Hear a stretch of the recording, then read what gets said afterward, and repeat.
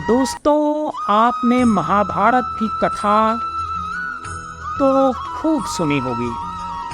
महाभारत में एक तरफ पांडव थे तो दूसरी तरफ कौरव। कौरव गांधारी के पुत्र थे और उनकी संख्या 100 थी।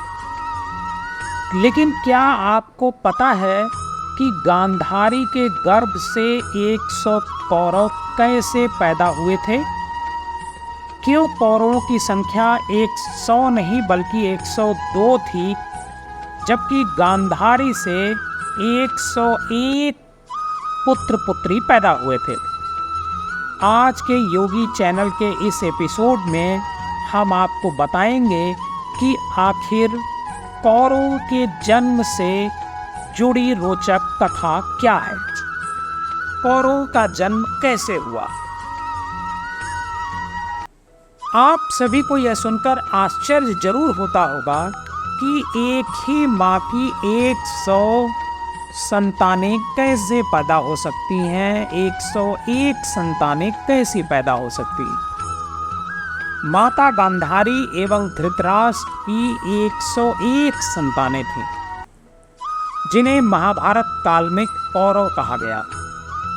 गांधारी, जो कि गांधार नरेश की पुत्री थी और एक शिव भक्त हुआ करती थी। गांधारी ने अपने बाल्यकाल से ही शिव भक्ति में अपने मन को लगा लिया था, जिसके फलस्वरूप भगवान शिव ने उन्हें 100 पुत्रों का वरदान दिया। गांधारी ने शिव से उसी समय एक वरदान और मांगा। गांधारी ने वरदान मांगा कि उसकी एक पुत्री भी हो। गांधारी का विवाह आगे चल करके विचित्रवीर्य के पुत्र धृतराष्ट्र से किया गया, जो कि जन्म से ही नेत्रहीन थे। धृतराष्ट्र की इच्छा थी कि उनकी पत्नी जो हो वो नेत्रों वाली हो, ताकि वो उनकी नेत्रों से पूरी दुनिया को देख सकें और राज्य भी संभाल सकें। लेकिन जैसे ही गांधारी को धृतराष्ट्र के साथ विवाह का प्रस्ताव मिला, उसने अपने पति धर्म को सर्वोपरि रखकर विवाह के पूर्व ही अपनी आंखों पर जीवन भर के लिए पट्टी बांधने की प्रतिज्ञा ले ली। जब इसकी जानकारी धृतराष्ट्र को हुई तो धृतराष्ट्र बहुत क्रोधित हुए।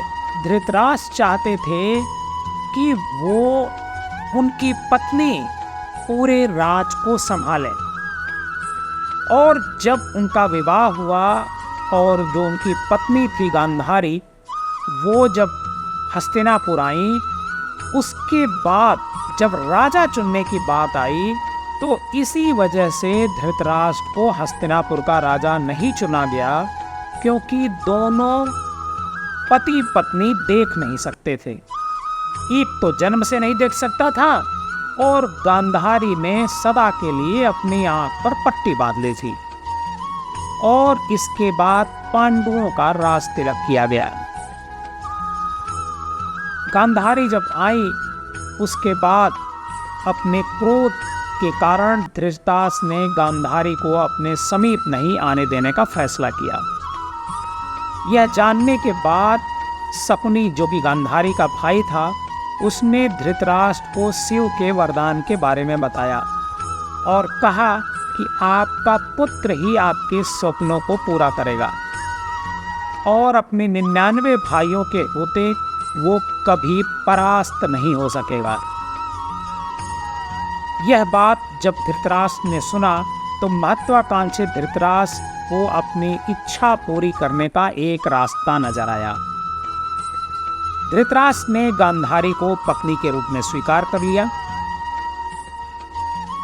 दोनों पति पत्नी की तरह रहने लगे। इसके बाद गांधारी के गर्भवती होने की सूचना मिली, लेकिन गांधारी को गर्भ धारण किए करीब 10 महीने से अधिक हो गया, उसे प्रसव नहीं हुआ। करीब 15 महीने बाद गांधारी को प्रसव में मांस का एक टुकड़ा हुआ। जब इसकी जानकारी धृतराष्ट्र को हुई तो उसने गांधारी को बहुत कोसा। नाराज धृतराष्ट्र ने अपनी पत्नी को और अधिक कष्ट देने के उद्देश्य से गांधारी की प्रिय दासी के साथ संबंध बनाना शुरू कर दिया।